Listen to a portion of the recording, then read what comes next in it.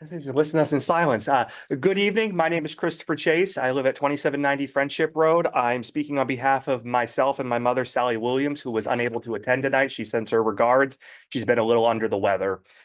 We would like to formally invite the planning board to stop by our home at 2790 Friendship Road on Saturday, February 14th during the balloon test scheduled from 8 to 12.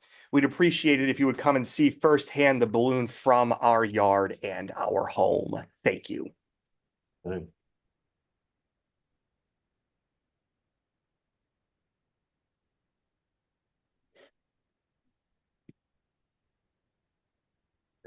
Any other citizen comments? I don't know if it's a comment, but I came down. I own Mid-Main Firearms on Magtown Road. And, Stand up at the podium so they can. oh, and I have no clue. I've never been here, never done this.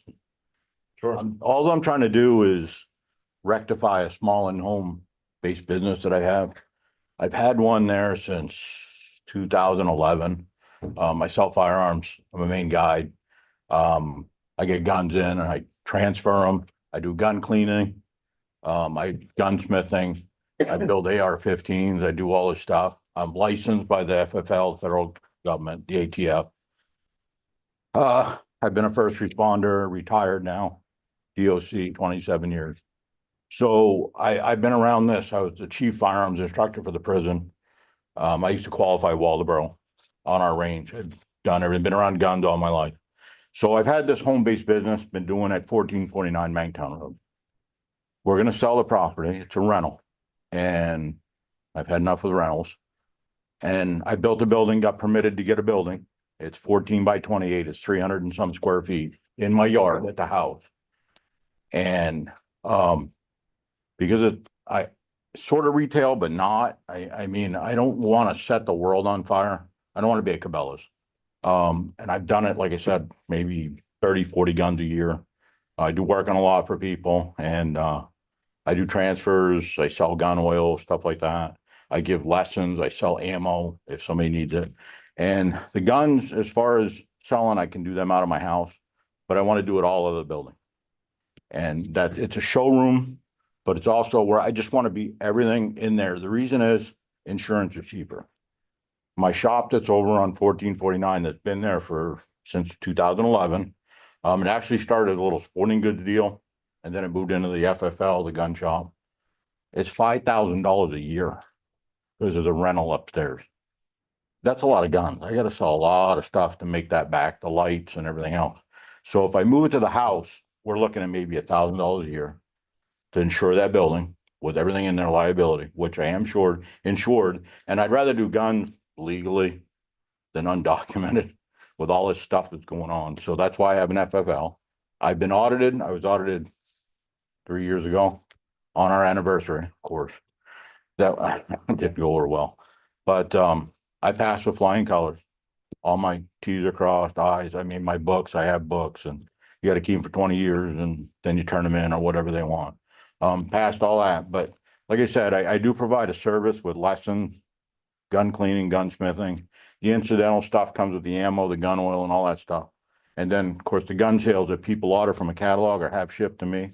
I do online sales. I don't do gun shows because I don't really like them, but every now and then I'm asked to do a gun show, which means I got to transport everything, and I don't want to. I have this little building, and like I said, it's alarmed, it's secured, it's everything. And I got the permit to build a building, and on the permit I put to move my other gun shop.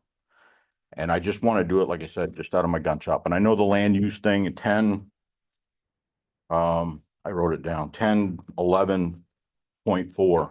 I can have an accessory building up to 2,500 square feet. So I just, like I said, I want to have everything in that building, insurance wise and all that. And like I said, I might have 20 cars a week show up. And I know there was one on Route 1 around the corner, gun shop, Black Bear, that closed down.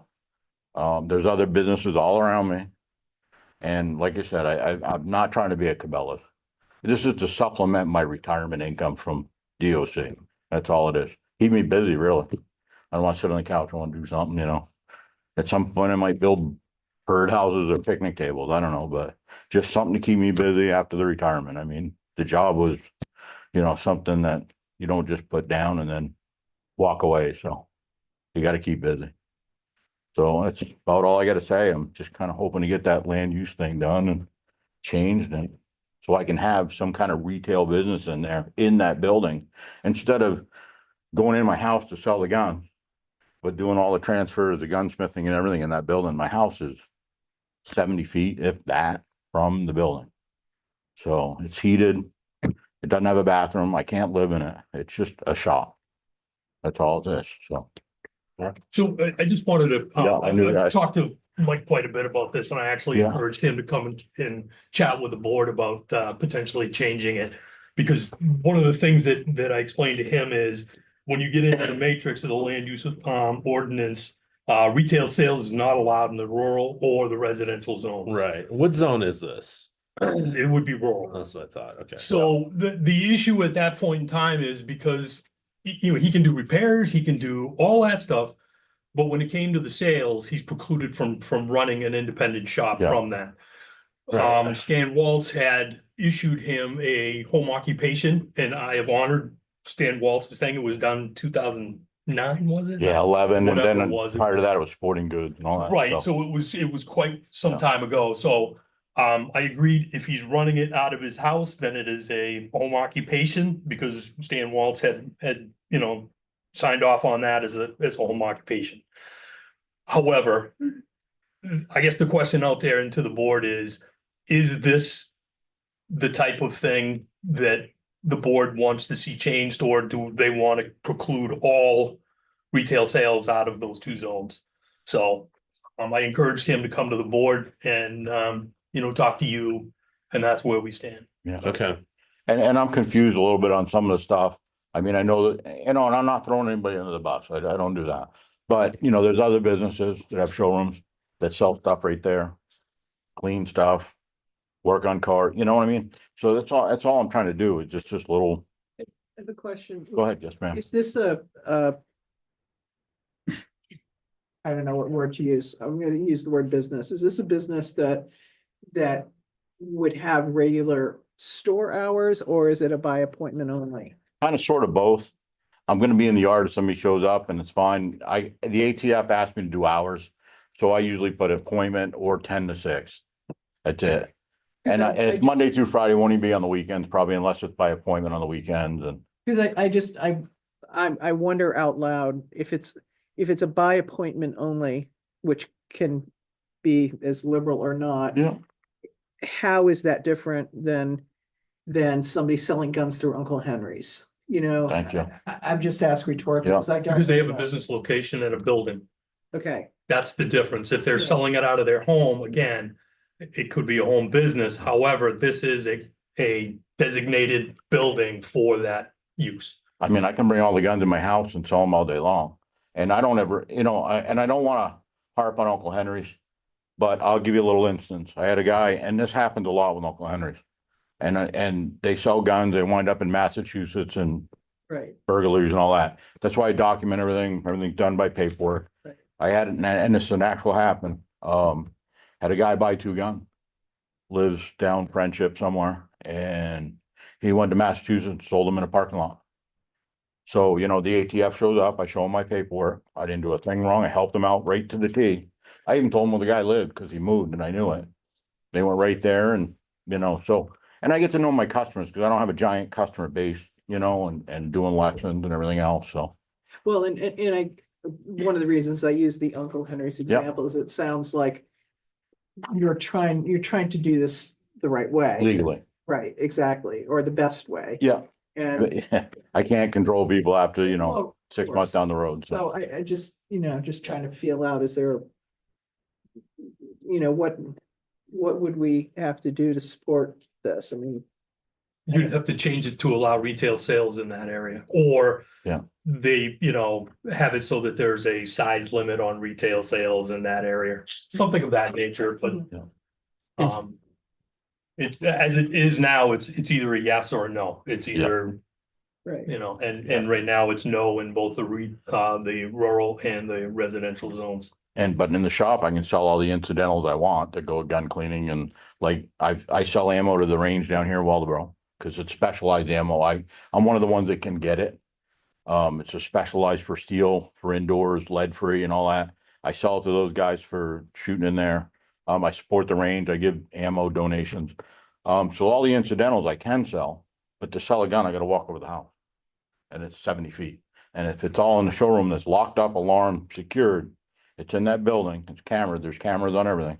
That's where I want it to be. I just wanted the insurance, because once they go in the house and I start doing, now I gotta have insurance in my house that shows the guns, the liability and all. So now we're talking enough back up to where I was before, so. Is this showroom that's not part of the house on the same parcel? of Yes, land? it's all, and my license covers my whole property, 1441 Mangtown Road. And it's 328 square feet. Is that what we figured out? It's 14 by 28, so. Yeah, 392 square feet is what the building is. That's it. It's 14 wide, 28 long. And I just finished it. I finished all, I did everything in old barnwood. I want it kind of homey, so guys come up and sit down and do whatever, but like I said, it'll be a showroom. And I deal with high-end guns too, some stuff. Matter of fact, I just took one down to Rich Cole's down in Hartsville today to have some work done, and it's a $17,000 shotgun. So, so I do high-end stuff. I compete also. I've been on the world team. I've shot all over the country. Remind me, doctor's dental appointment today. So this also allows me to buy all my ammo cheaper to compete when you're shooting 80,000 shells a year. So that's another reason I have the FFL, to get my stuff too, so. I'm a main guide. If somebody needs to ship a gun to me while we're hunting, whatever, because they didn't want to fly it on a plane, I can do that also. And that's all under my FFL. So, I got one question. What is your name? oh, I'm Michael Guerin Jr. I've been, sorry about that. How do you- Nice how to do you- meet everybody. Glad you're here. Thank you for being here. I appreciate it. Sorry about that. Like I said, I've never done this before. How do you Michael spell your last name? W. Guerin, Garan Jr. And it's Mid-Main Firearms. Got It's that on the part. Banktown Road, so. But I've been there since 1999. So. This does sort of raise an interesting question about what we do and don't allow Yeah. in the rural district. As we're talking, I'm flipping through and I sort of assumed that I was going to find that there's a lot of things that are disallowed from the rural district because we want to try to preserve the rural character of our rural areas, but really we allow a lot of stuff. Used car dealers, shopping centers are allowed, but retail sales is not. Like That's a little you can odd. have an office building in the rural zone. Like it does sort of make sense that allowing retail sales in that zone is not particularly different Yeah. than having a used car lot. Yeah. So Selling tires or something, how do you look at retail? yeah. Well, retail, I think, is a catch-all for everything that doesn't fall into an otherwise defined category at this point. So, yeah, it seems like a pretty reasonable request to me. Appreciate that. Yeah. And I imagine that maybe we want to actually look at a lot of these things that are in the rural zone. Oh boy, open up a can of worms. Well, we're always trying to. Can I put a gate up in my house or just? We're always. And improve things. another reason I'm doing this, I think it's gonna help other people, because everybody's starting to work from home. They're starting to get home-based businesses and everybody's doing it since COVID. I mean, everything just changed. So like when I retired in 2. So they begged me to come back. They can't find help. I went back for almost 2 years. So I did the prison for 27 years. So, it's just getting harder. And once you retire again, sitting on the couch is not good. So I even delivered bread for 6 months and that was not going well. Yeah. The Metro bread, the gray bread, just trying to park in Belfast and Camden was the problem, trying to deliver it. So if I stay on my property and sell out of mine, and that's my home base thing, and that's what I want to do, just to supplement my income until, I'm done there. Just like the thing we've come in, into with the subdivisions, like there are subdivisions and then there are subdivisions, and I feel like there's, we're not talking about a Walmart with thousands of cars every day. We're talking about, like. 20 cars a week, maybe I don't- 30. For the sake of updating the land use, I don't know exactly what the best language is, if it's by square footage of the building, if it's by estimated foot traffic, if it's, you know. I don't- Yeah, I think that what we should do is break this into a large and small segment, you Right, know? Because there's no reason why a small retail business can't exist in the rural zone and a hotel can. You know, Right. like, I think that makes sense, but we also don't want to, you know, encourage sprawl by permitting large retail out in the rural zone. Like, we want that By keeping the building kept in small, the here on square Route 1 footage, zone. so. Yeah, we could do it by footage, we could do it by vehicle trips. Yeah.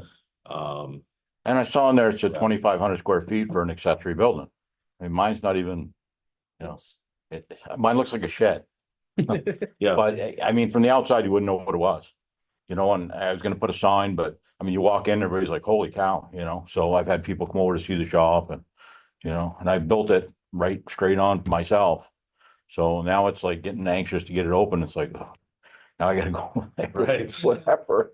So I think the action here is that we rework this and allow a small retail sales in that zone. Mhm. Awesome. Which I think means you're still waiting for a few months because this would have to go to a it's fine, vote. but I can still sell them out of my house. I can still do Right, my right, incidentals, my ammo and stuff and, you know, like, bring down the club and, you know, stuff like Would that. probably be useful to know. I mean, I have no idea what your property looks like. Yeah. And, you know, what if two people showed up at the same time? I actually made a new parking lot. Well, that's what I was getting at Yeah. is, you know, there's sufficient parking for what you're I talking thought about that. Our whole driveway, it's all Yeah. pretty big and we own 6 acres there, Right. almost 6 acres. And behind me, of course, I own all the way into Warren, 50 some acres, and next door is my other rental unit. Up front is my other rental unit. Right, So we own like 10 acres there with the house and the 2 rentals. And when you come into our driveway, I've actually where my trailer sits, I can move my trailer, I can do 2, 3 cars. And right next to when I did the building, you can fit 4 cars there. I graded it right off, flattened it out, gravelled it. Matter of fact, I stoned everything around, so, you know, yeah, so I'm just, I'm bringing this up, just thinking ahead Yeah. to the next guy who. how many Yeah. cars, how many, has yeah. Yeah, just like it's a good thing to know that you're not reliant on cars parking on the side of the road. Yeah, no, I don't see that ever happen. I mean, they'd have to, our driveway's 400 feet long roughly. So they have to come all the way up in the driveway anyway, so. And we can, in our driveway where we park, we can probably park 15 cars. So just there without the shop, so. But like I said, we own a bunch of property there, so. And I even, if you told me to cut more trees and move it, I'd flatten the whole place. I don't care. So, Sure. Well, I think, you know, we have a certain number of parking spaces required. I think it's based on square footage for retail sales. probably be one. with mine, So, right? yeah, exactly. So, you know, But- those will probably remain as they are if we Okay. decide to break this category and, you know, we'll figure that out when we get there. Perfect. Well, I appreciate your time. Thanks for having me up here and Sure. like I said, I want to do it right. You know, and I carrying a gun to my house 70 feet to sell it. And then coming back, it's just, you know, it's kind of a pain. I do have room in my cellar. I have an extra room in the den and all that to do that. So, but I want it all out of the building. It's all insured, all wrapped up and alarmed and everything. So, well, thank you. I appreciate Okay. your time Sure and thing. thank you very much. I look forward to seeing what happens. Appreciate it. Very good. Thank you. All right, next up is Major Event Center, 122 Atlantic Highway.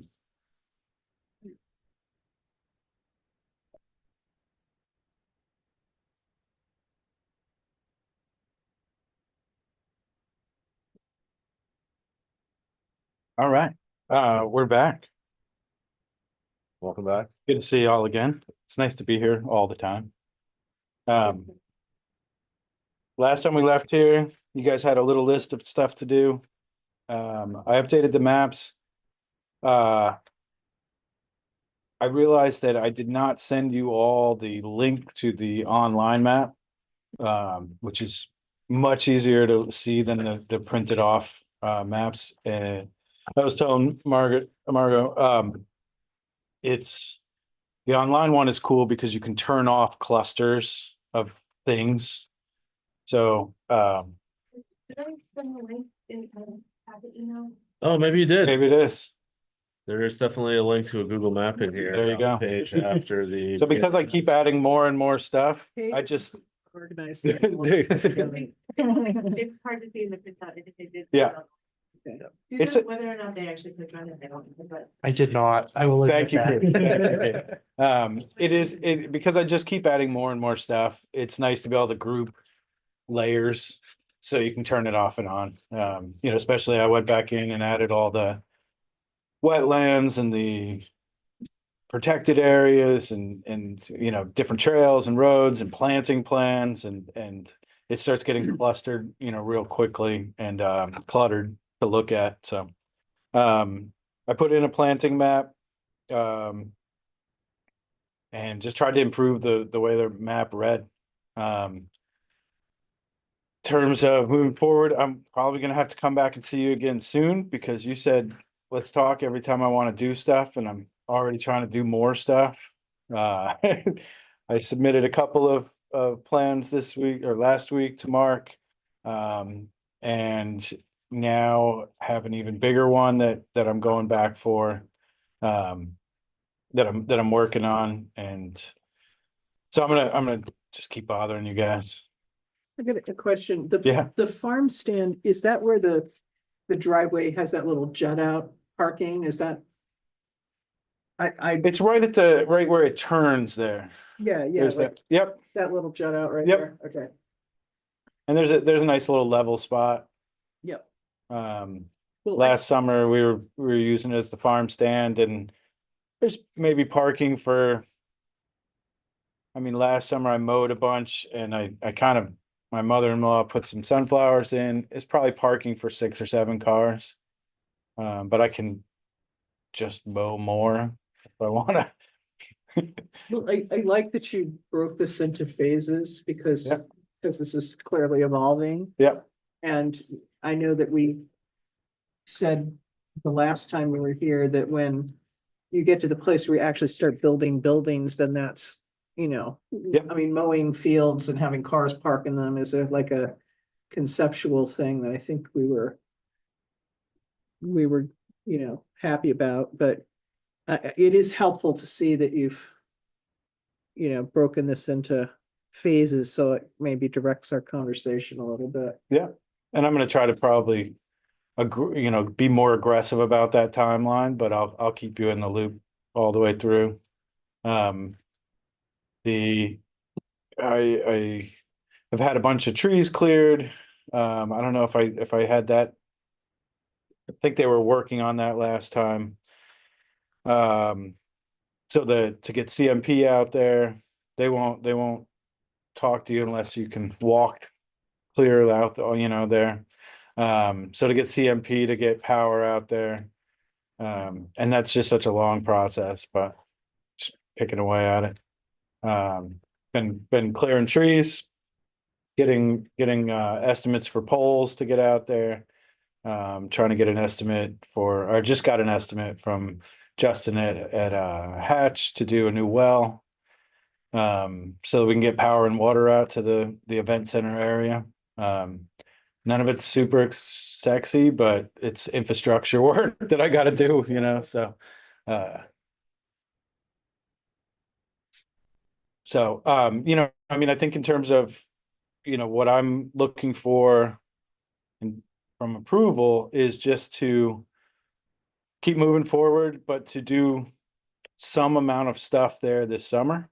The plan is right now to just hold dinners where there's tables literally just in the garden, using our catering license, and cooking out of our commercial kitchen, taking it out and just serving people in the garden. The idea there is to get people coming to the property. Get using the parking lots, using all of that stuff, getting the, any big piece of property like that with a lot going on. My list of little signs I need to paint and where I need to put signs is massive now. As soon as the ground thaws, I need to put in like 100 signs because, you know, there's footpaths, there's, you know, handicap parking, there's just, you know, tons of little things. So just trying to use this summer to kind of proof of concept. And the thing that we're really excited about is now we're at a point now where our gardens are actually producing on a more than just, you know, a backyard gardening. This is we're getting some stuff, and we want to show that off. We want to get people out there to see it, and because that moving forward, that's going to be a big part of our business. Our sell point is and we're designing the whole space so that you walk through the gardens to get to the event space. And so, you know, by getting people there this summer, that will go a long way towards booking for 2028, probably. We are halfway booked for 2027 already offsite. So there won't be a ton of space left by summer to book 2027 events on the farm. But if we don't start now, kind of getting people there, feeding them, showing them the space, then, you know, we've got to be ready to book 2028. So we're just looking for approval to start really small, just get some dinners, open the place up to the public. You know, what the thing about the wedding industry is I can't tell people to come and crash a wedding. You know, they don't get a chance to eat our food. They don't get a chance to see us work because these are private events. So the ability to open up to the public a little bit, even at a really small scale, even just 20 people in my backyard, at least I can open it up, let people come and check it out. So I don't know exactly what that means in terms of approval. Do I get a little badge or something? I'm a little unclear what we're trying to approve tonight. Me You're too. trying to proceed with all of the phase one items in your list here. Yes. Okay. And even the phase two doesn't, I mean, you know way more about this than I do, but it doesn't look like the phase two really requires much from here. It's, I think when you get into the beyond phase two and you start building things and Yep. you've learned what you're gonna learn over the next 2 years. Yep. Then at least, you know, in the meantime, you work with, you know, the building permit stuff, but I'm not sure you even need a building permit. to go I'm gonna But I mean, do some stuff this year, hopefully that I'm trying to build, and it's a ways out right now, but a cooking pavilion, a place to assemble. You know, we cook out in the open over wood fire, but we still need a place that's protected. I don't need walls on it or anything. So and I want to do that right. So I've been looking at steel buildings with a slab. So that it's permanent, so that it's, because I don't want to be putting a tent up and down all the time, which is what we do. Offsite catering is, you know, is use rental companies and rental tents. But if we're on my property, we want to have something permanent. So that's a bigger piece that'll be engineered and but I mean, when you get ready for that, I guess I'm just trying to but that'll go through echo Mark. what Brendan's saying is Yep. I'm not really. Are we approving a change of use? Event center, You just, it's It's the whole, major event center. right, it's going for a major event center. right. The event center happens to be outside. this moment, But it's still the traffic volume and the number of events Potentially. that are equivalent to a major event center. Right, and we asked you to phase this so that we could sort of understand what exactly is happening at any given moment. Yep. Because you haven't finished doing the designs for the later phases and all of that's gonna Yep. come later. Okay. All of the approvals for a major event center are by the planning board. So as you go through the phases, they'll all come back to the board. It's not gonna wind up in the CEO's court. Yep. So, yeah, it's a pretty straightforward scope of work. Your phase one scope here, it says tree cutting and stump grinding, clearing for a service road, mapping out parking areas, signage.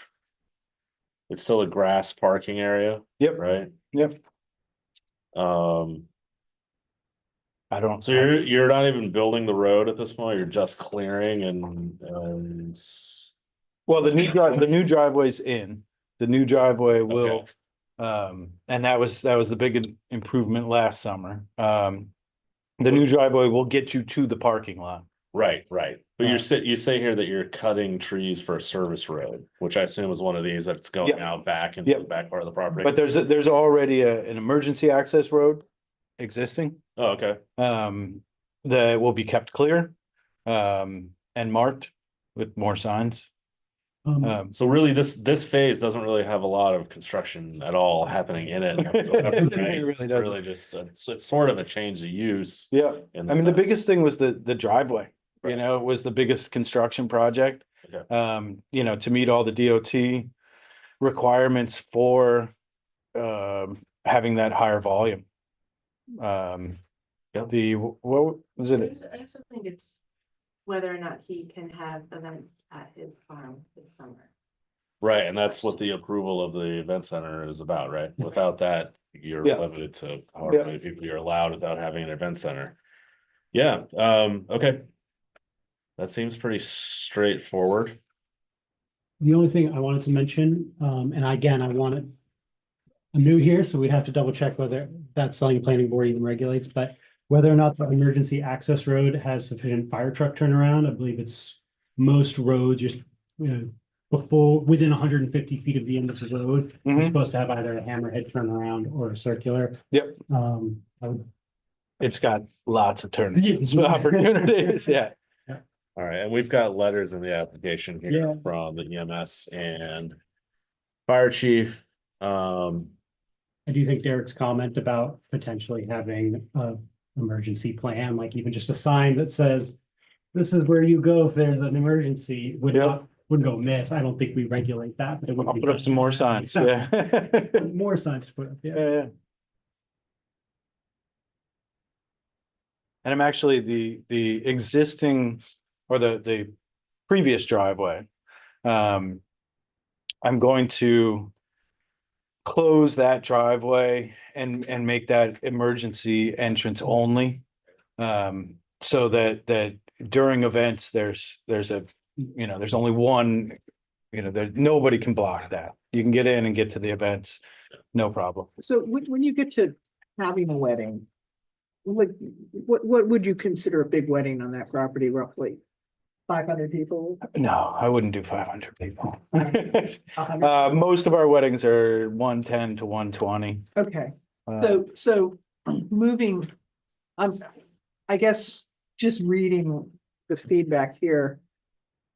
Before you get to that point, it would be good for you and maybe others who know more about these things to think about how you're gonna exit 100 cars at one time, so it doesn't drive everybody crazy. Yeah. It's done safely. And Sarah knows, most wedding venues really encourage people to take transit, some sort of busing. It's rare that I see a wedding without a bus, because people want to have a good time. Right, And 6 hours of an event, right. you put everybody on a bus, take them to the hotel at the end of the night. It's, if we were doing Waldeboro Day or something like that, then it would be a different consideration of like, what kind of emergency plan to get all of those cars out of there. Right. Well, and it might require, just worst case scenario, it might require hiring a police detail to exactly. manage. Yeah. And I guess if we got to that point where we were doing Waldeboro Days or something, or, Oktoberfest or some sort of public Really thing, large thing. you know, there is right next on the other side of the farm stand between the two driveways right now, there is another culvert, a third culvert. Which of course, you know, you're not allowed to have 3 driveways in Maine. That's crazy talk. But I don't know if that's something you would put in as an emergency exit only. I don't know. I think it's just how you manage it. I'm just thinking back to my own, you know, working for a boarding school, and the easiest example is graduation. Yeah. And, you know, people park pretty much wherever they can, and you can't control it. As Yeah. hard as you try, but you know, when you have an event that big, you engage. you Yeah, know, yeah.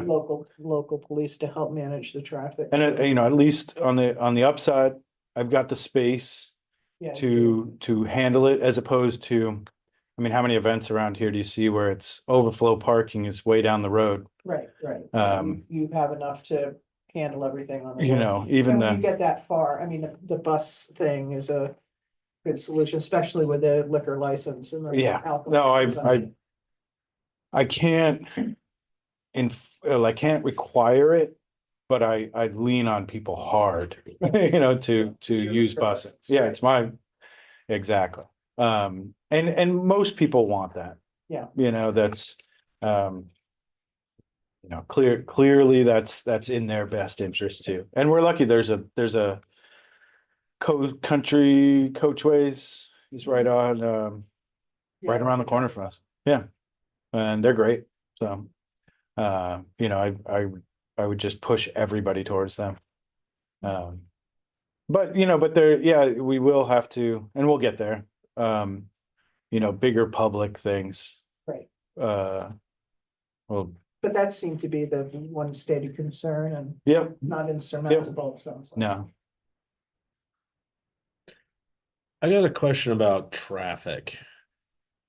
At one point in here, you said something about having like 30 parking spaces for guests and 20 spaces for staff or something like that.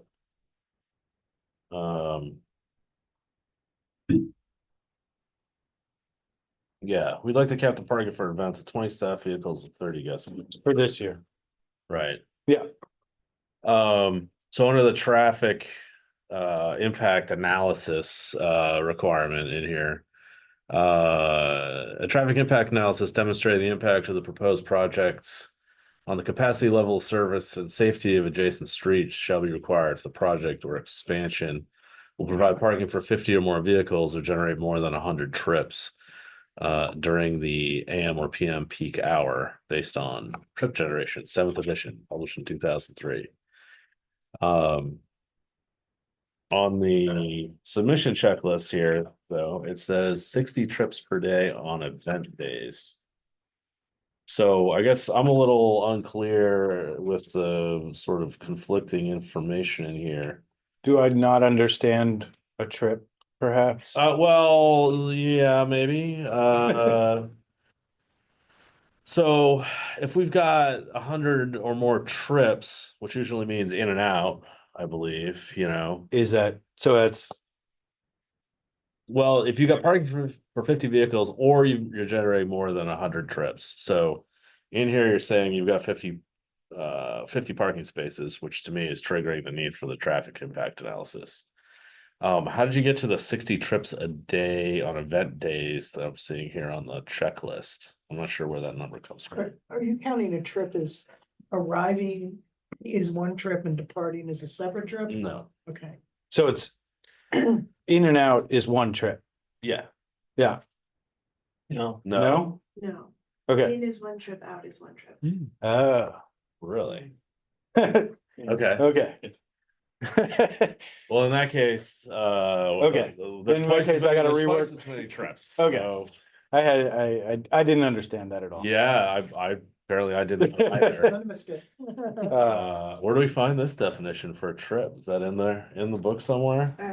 For it, I think it is. All right.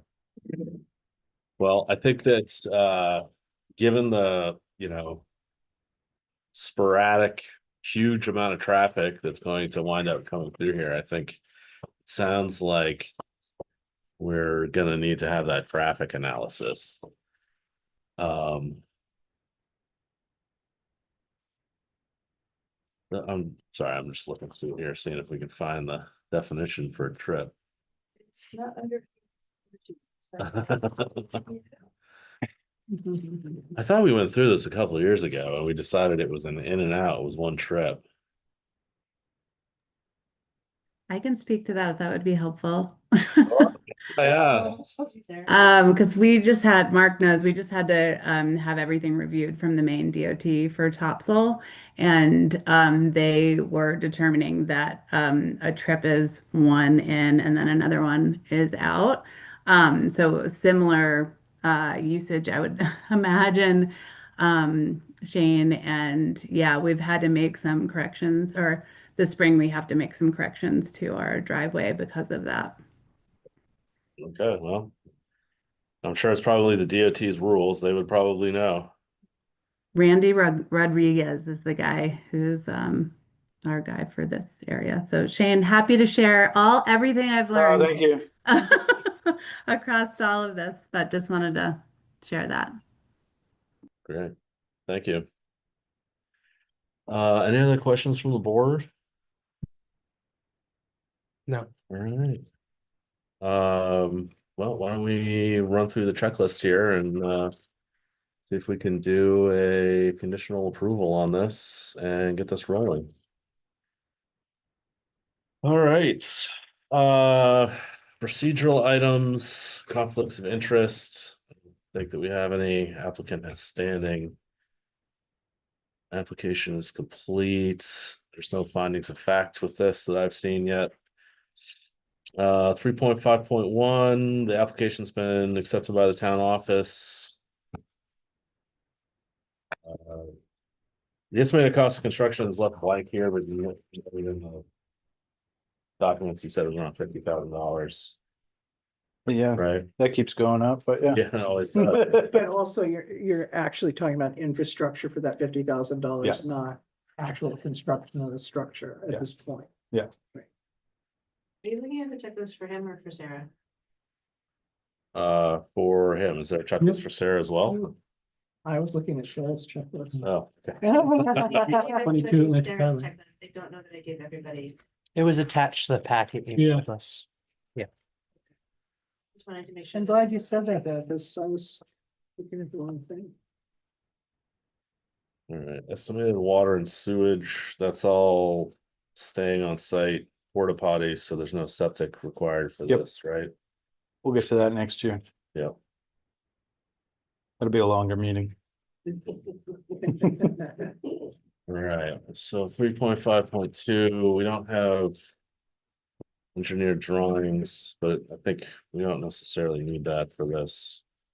Not till you start building. Stormwater and erosion control, it says here waived. Lack of soil disturbance. All right. In article. That's what you said last meeting, if you want to change that. No, I mean, that's been how we've been drawing the line, so that makes sense to me. Article 7, buffer areas. Findings just says yes. I assume this was related to our asking for the plantings along the parking Yep. area. Yep. Right. Standards.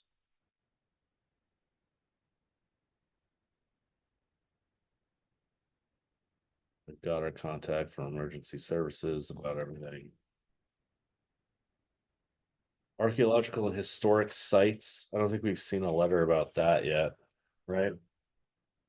The I Have you- couldn't, Have you requested that from the main historical, whatever they're called yet? I can never remember what it's called. Main historic preservation, Yeah, main office of historic preservation. main office of, no, I have not. all right.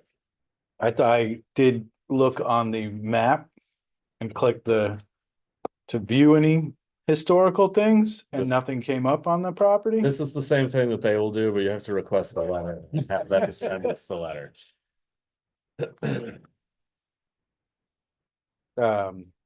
Yeah, I went through all the different layers of the mapping for endangered species and, you know, all the stuff, and, Yeah. and I put as much of that, anything that was relevant, I put in on the map. Yep. But- Okay. Yeah, we'll just need to get that letter from them. You know, it's a formality. It's never tripped anybody up since I've been here, but There's lots of trash in my woods that dates back a couple hundred yeah, years. that. It's probably not archaeologically Oh, significant. no. It's like the soles of shoes. Yeah. and bottles. All right, Article 8, stormwater management and erosion control. I think this is a waiver situation because there's no construction as part of this.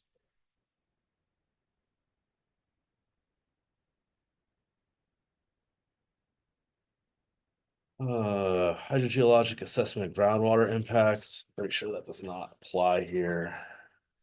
Because we're not doing anything that's disturbing aquifers.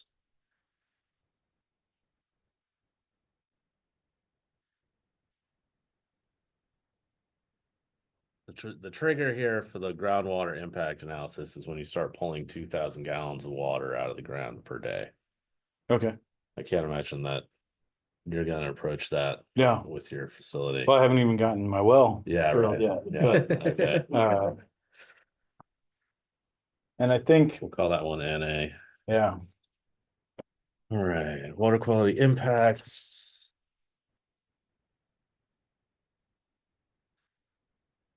I don't think you're discharging anything at this point. You're not storing any fuel on site. Nope. Right. Phosphorus control. That pond is not a great pond, I'm sure, right? Right. Okay. Soils. Soil stuff, we're not doing any construction in this phase. I think the soils is an NA as well. Air and water pollution.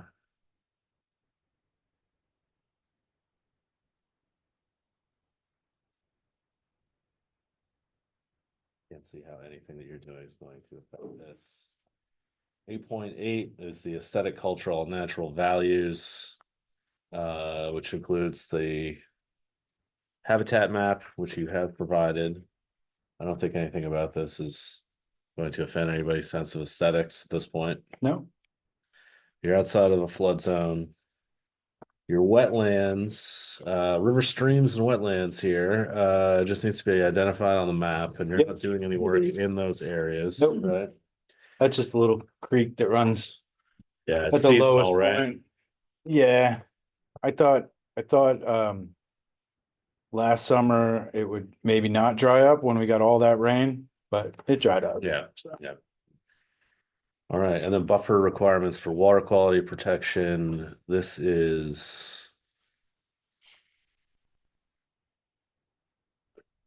Let me determine what triggers this one.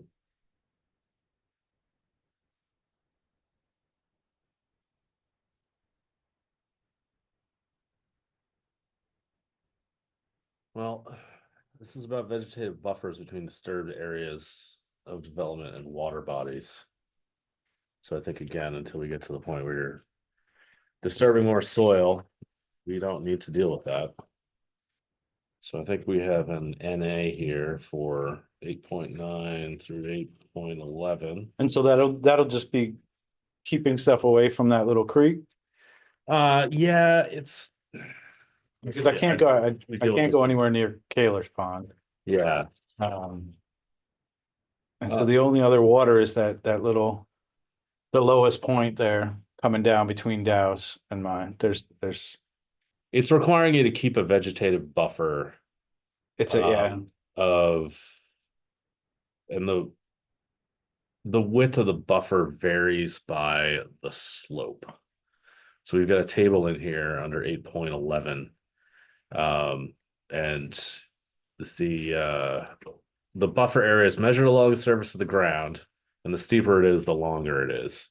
Okay, So if it's flat, then it's a 50-foot buffer. If it's 10% slope, it's a 90-foot buffer. I don't think you're proposing any construction anywhere near that wetland. Is this spot right here on this map? Is this wetland?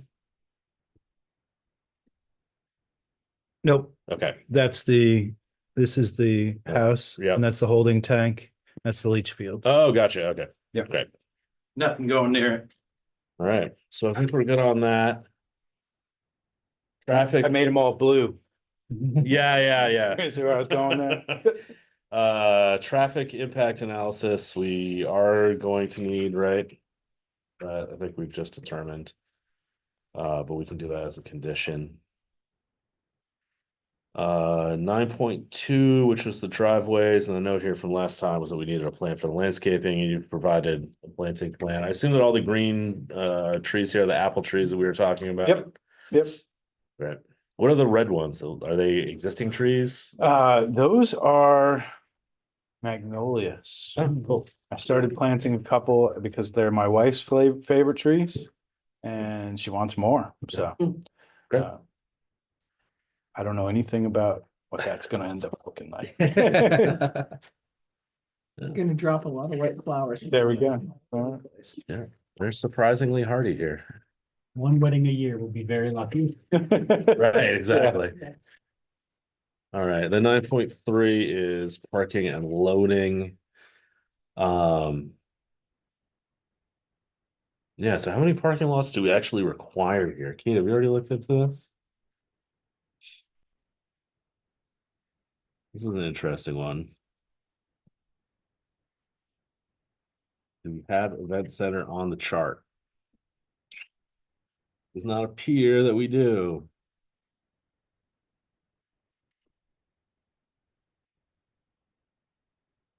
Nope.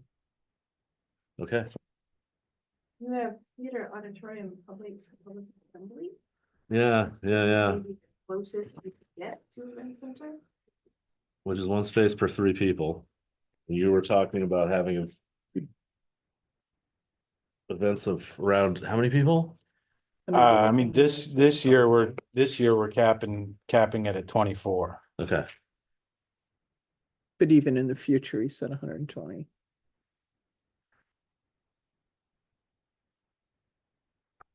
well, I think that we're kind of in a situation where like this is basically making sure that you provide a minimum amount of parking spaces. Yep. You're gonna be sort of stuck providing as many parking spaces as is required to bring everybody into your I mean, facility, right? The nice thing is, you know, I've got the space. Right, yeah. That whole, you know, that front area of the property, That's why, that's you know, the nobody whole wants to thing. get married by the road. Right. So it's wide open. Got it. Yeah. They don't really even give us an alternate method here, do they? Without determining this. And if I fill that up, Right, I've got 2 more fields on the other side of the creek. right. Well, I guess we don't have a concern then on that one. We'll call that one an NA as well. All right, so flipping back to the beginning here. We're looking at approving this with some conditions. We need a letter from Maine Historical Preservation for 7.13. I call this a waiver on the stormwater and erosion, but really this is an NA as well because there's no soil disturbance. And then we need the traffic impact analysis. And that wasn't in the driveway application. I It doesn't go in don't, the, I don't know it that, doesn't go in the driveway, because that was the DOT. I gotta pull that one back up. I guess that was. Maybe you already have this and we just don't have it sitting here in front of Yeah. us. I think too, that specific item is gonna have to be revisited as you develop. Because if you decide that, it's rainy one season and you're creating, a lot of mud and having to haul cars out because you don't have gravel someday in the future, you may Yeah. want to, and then when you start building buildings, so I think, the stormwater drainage will just evolve as you evolve. Yeah, for sure. I recently did a driveway through the DOT and basically they approved our driveway for traffic up to a certain amount. Yeah, Based on the speed of our road, the size of our Yep. driveway, et cetera, et cetera. So that may very well be included in. I their feel like, agenda. because the location of that turnoff, we went and measured the up and down the whole property. Because I was asking the DOT for where can I get the highest volume on the property? So he went and measured the whole thing. I understood about half what he was saying because it was Irish accent. And Yeah. I love that dad. Don, bro. Yeah. But he picked that place and I want to say it's like 100 cars or something like that. It's because it's so, and it ended up being way more driveway than I wanted to build, being way down the hill like that. But it was placed down there so you could see all the way up past Dow Discount, and all the way to the top of the house. Well, we'll take that. That would be likely to say Yeah. approved maximum of traffic. Yeah. Yeah, I feel like there was something in there about that, yeah. Cause I know we spent an entire day walking around measuring everything and for that exact reason, to try to squeeze as many cars out of it as possible. Okay. And it's awesome too. Like now. I'm sure it makes your life easy. Oh, it's just, Yeah. I mean, I've got a daughter that I'm teaching to drive right now. And it's so much nicer because I can see, I can be like, okay, Yeah. it's clear to go. Take your time. Any other questions from the board while we're waiting to see if we got a driveway permit?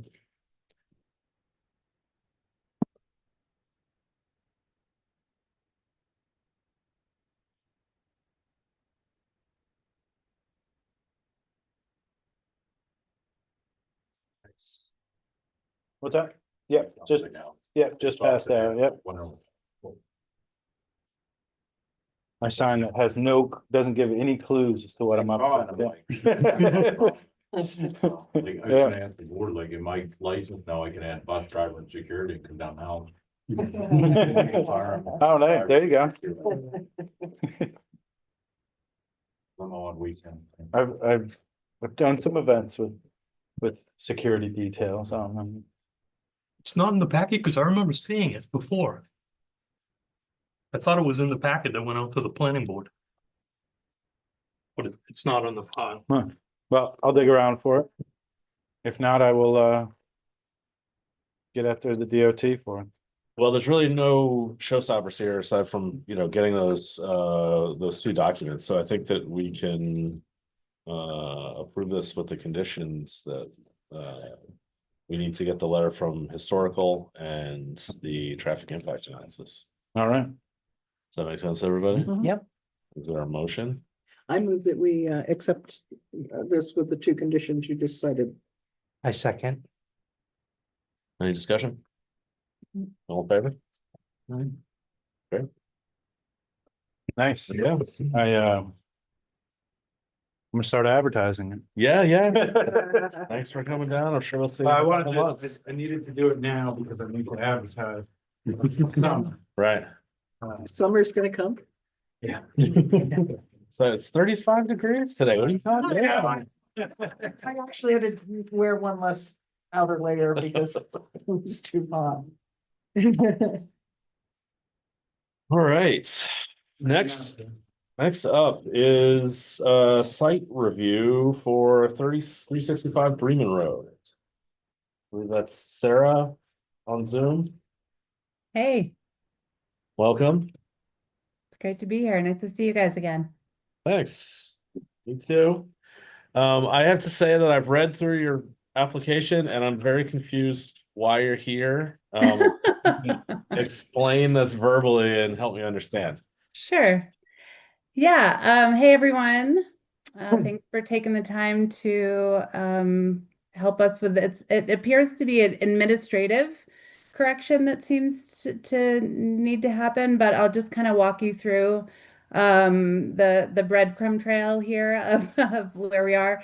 And I think in celebration of our 10th season this year, all of the inspections, all of the, all of the things that have been in place for a while have, inspections that haven't happened to the Department of Health through the state in many, many years came to fruition this year. And so because of that, just a domino effect of like, oh, this isn't quite right, or this isn't quite right. So it's been a pretty heavy lift in terms of going through, in addition to the new building that Mark, I think, has spent a lot of time together this year. Thank you, Mark, to get that off the ground. And so this is one of many of those details that we're looking to, kind of bring to clarity and make sure that everything is on the books, just so. So basically what we have, I believe it was in 2020, we had 2017 is when we got the small campground 10 sites approved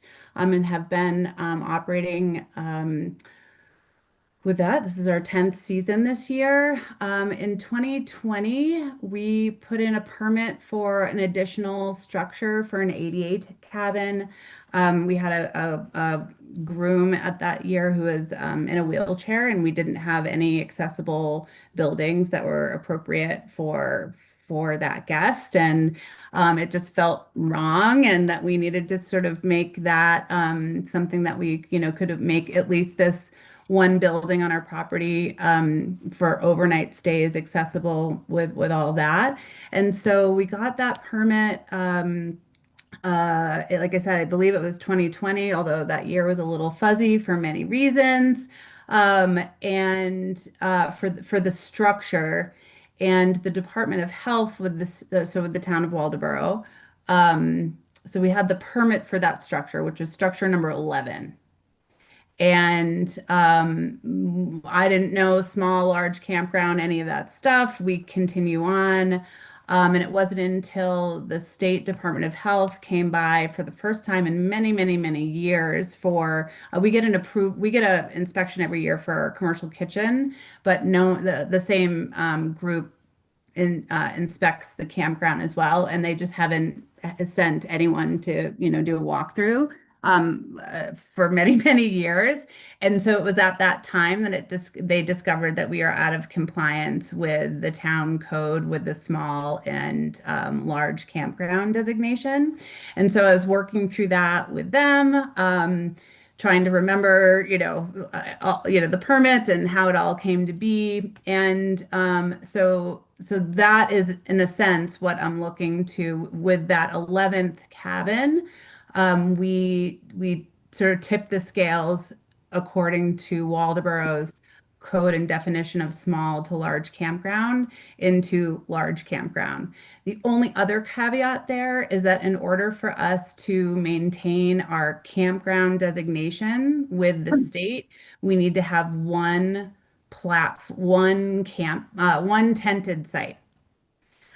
So we also did when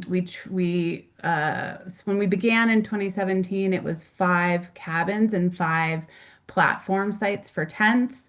Canvas tents in Maine are very hard to maintain.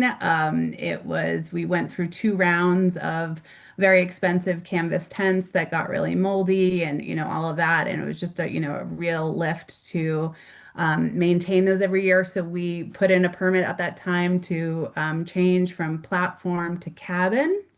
And so the state, so again, it's just nuance between town and state, which we run into a lot in terms of what is needed by both.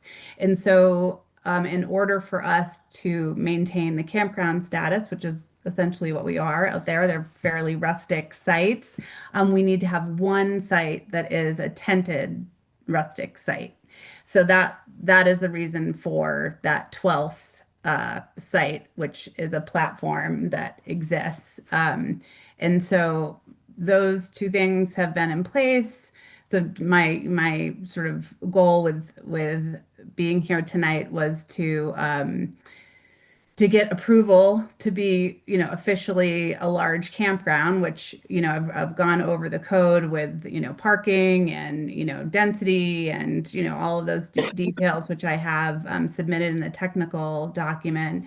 And the only, or not the only, but the sort of biggest financial hurdle for me in order to do this right is I needed Doug Meservey to do an HHE 200 plan to expand the septic plan for the bathhouse out there because we built it for 10 sites, not 11 sites. And so, that's going to be unfortunately a cost that I'm going to have to do to make this right. And so I have his plan together. We do, because of that building that we're building right now for the food production facility, do have a plan to have the equipment on site already to do that. That would be, efficient to help us with the septic plan expansion.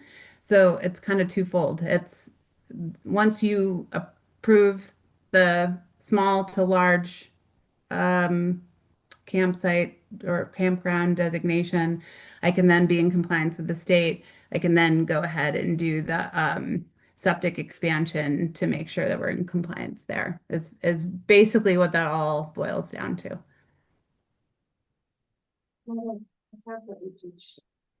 That's in here. Oh, no, I was asking you. Is it in here? No, it's not in here. I couldn't remember if it was. So But you have it. Okay. Yeah, yep. I set that in with the documents. Great. Okay. it's for people to see. And so you're expanding this field to add 2 bedrooms worth of field onto it, basically?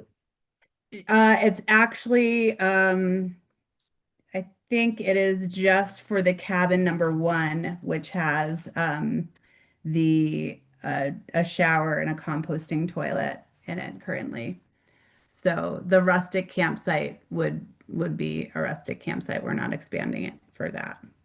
I see. Oh, yeah, I see the change. Yeah, right. It's adding 9 chambers.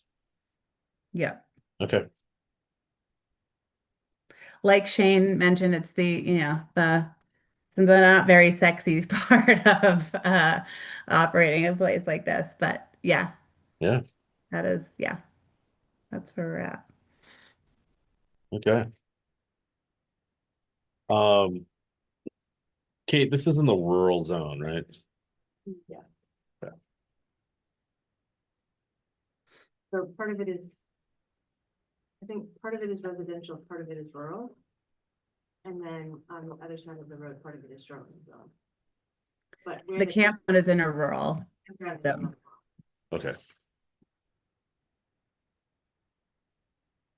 Good enough. So there was a checklist with this? And she handed it out right before we started. It's long. Nice. Seems pretty straightforward. Are there any questions from the board about this?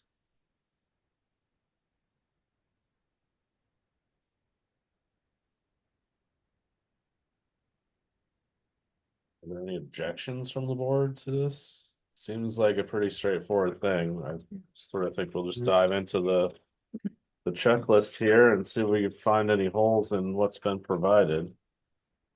All right. 3.5.1. Application's been accepted. Verification of ownership, property tax bill. I was wondering why the property tax bill was in here. Got it, okay.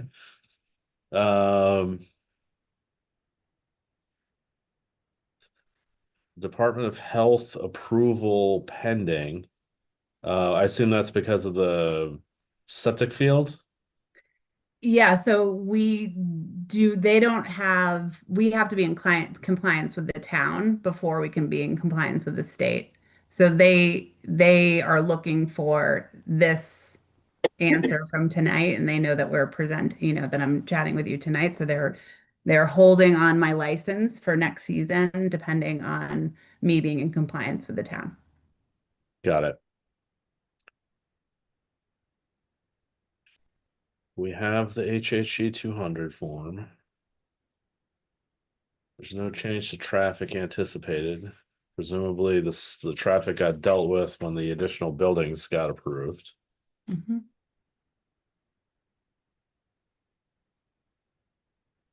So 3.5.2. There's not much in here.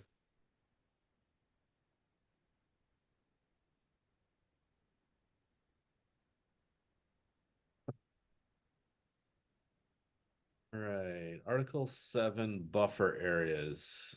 The note here says unclear if there are 75 feet between all tent sites. Other buffer requirements are met.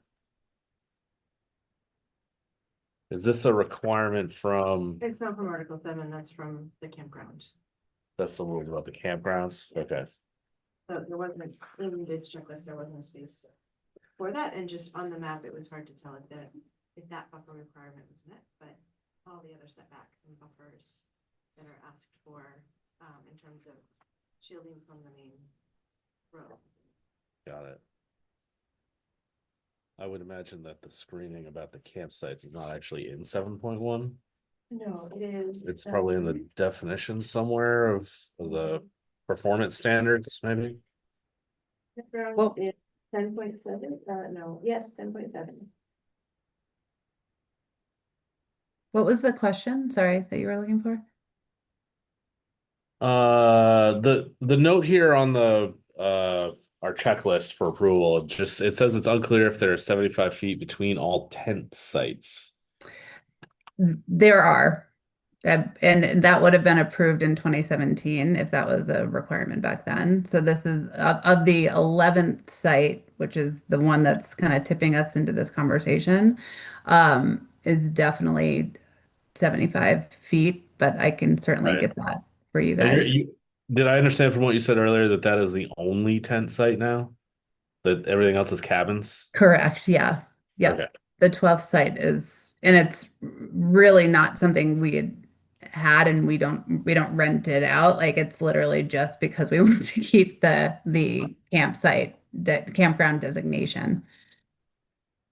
Got it.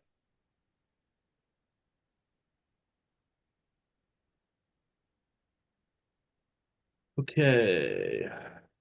Continuing on with 7.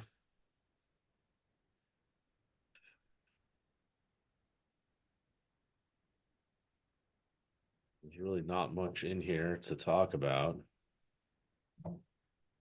Pretty straightforward. There's no construction, so there's no environmental issues to talk about.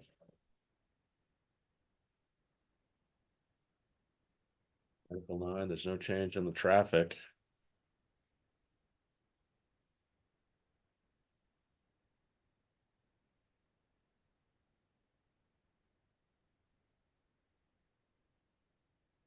Seems pretty straightforward to me. Anything else from the board? I'll tell you, I'm one of your neighbors, and I think you guys do a nice job managing things. I occasionally hear the bass line from, one of the parties at my house, but it ends at a reasonable hour, so I appreciate that. And, Thank you for saying that. Yeah. Thank you. We try. Yeah, you do a good job.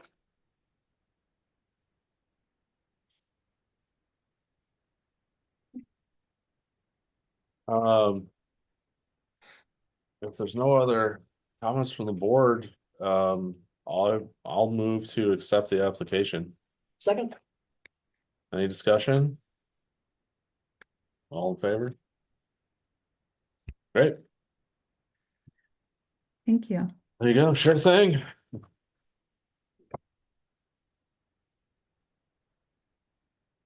Last thing before we adjourn here. I think we should try to set another time to discuss our upcoming land use ordinance changes so that we can try to get some of these finalized. Does anybody want to propose time? Well, I was a little surprised we were able to get a weekday to work last time. I can tell you that I am now officially leaving for vacation on March 7th. So and I won't be at the next month's board meeting, Okay, but if you want to do a work session and it doesn't interfere with the Holderness boys basketball playoffs. Matters, I will also be gone that week. how about the last week of this month? I think it's the 26. 26th or 27th. So the 29th is senior night, so I'm gonna be going to New Hampshire for. There's no 29th. There is no 29th. The 28th, Could be. It's the Friday the or the 27th. Saturday, I 27th. can't remember. Yeah. Friday's the 27th, Saturday's the 28th. Yeah, maybe it's. God, did I actually text somebody earlier that I was gonna be in town for the 29th of February? See you on March 32nd. I should start scheduling appointments for February 29th. Oh, The first of October. Saturday, the 21st was that's when the senior game is, and then the following weekend anyway. Typically, the fourth Thursday night, the room's available, right? Thursdays are good for me. Would 26th at 6 work for everybody? I cannot be here, but that doesn't matter. Well, it does if we can't make quorum. It's absolutely captivating to go through the land use. It is. We can pick another day. I'm flexible that week. Thursday's like So- the only night I can't that week. What has Wednesday?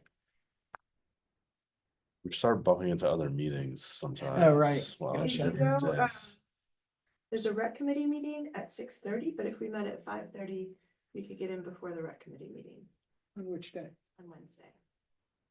Is Tuesday, there's a select. board is an meeting, hour enough time? So we would have to go before the select board meeting. If we went out. Could we go earlier than 5:30? If we wanted more than an hour? I mean, I think we 6:30? definitely, if we had 2 hours, we'd use the 2 hours in all Yeah, likelihood, you yeah. know, so, yeah, I mean, I make my morning own was schedule. fine. I'm pretty flexible. I could go earlier, you know. Well, the We could- Thursday morning, I mean, I don't know about you guys, but the Thursday morning, I can do Thursday morning. that worked Yeah. out well Yeah. the last time. Let's do that then. 10 o'clock again. 10 o'clock, a Sure. civilized hour.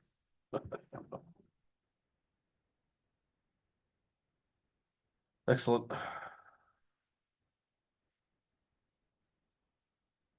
Is there anything else? Shall we adjourn?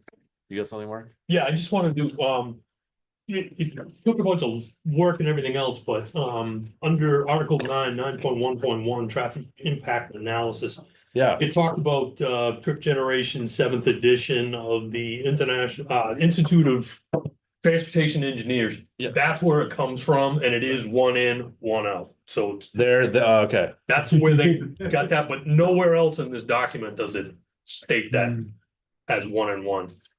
So unless you go to that Well, form Yeah. publication, you'll never find it. So it took 2 trips to Hannaford today.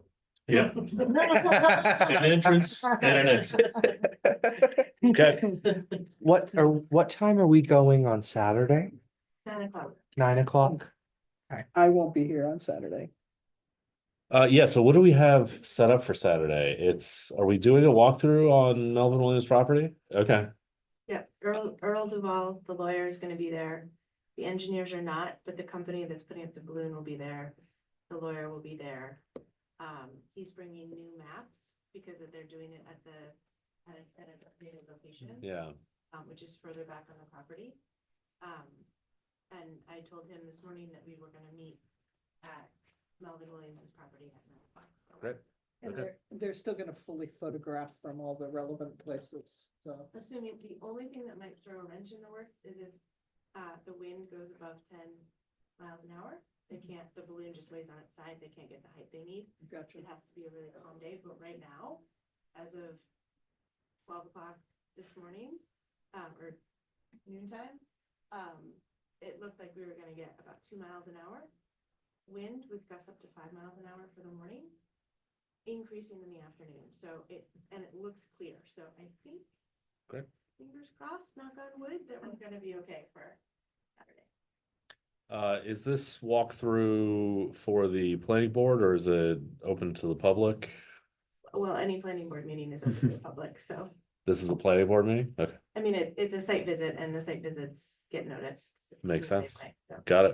But Okay. all the So any- relevant abutters have been notified. All the abutters have been notified. It's been in It's the gonna be a paper. block party. It was in the paper again actually today because we forgot to notice the alternate date. So if we had to use the alternate date, that got noticed Okay. today. Great. Um, What is the alternate date? 21st. Great. Hadn't read it. What's a paper? Okay. All right. Well, if there's nothing else, I'll move to adjourn. I'll second. All in favor? Yeah, let's go home. Thanks, everybody. Thank you. Thank you. Aaron, we have-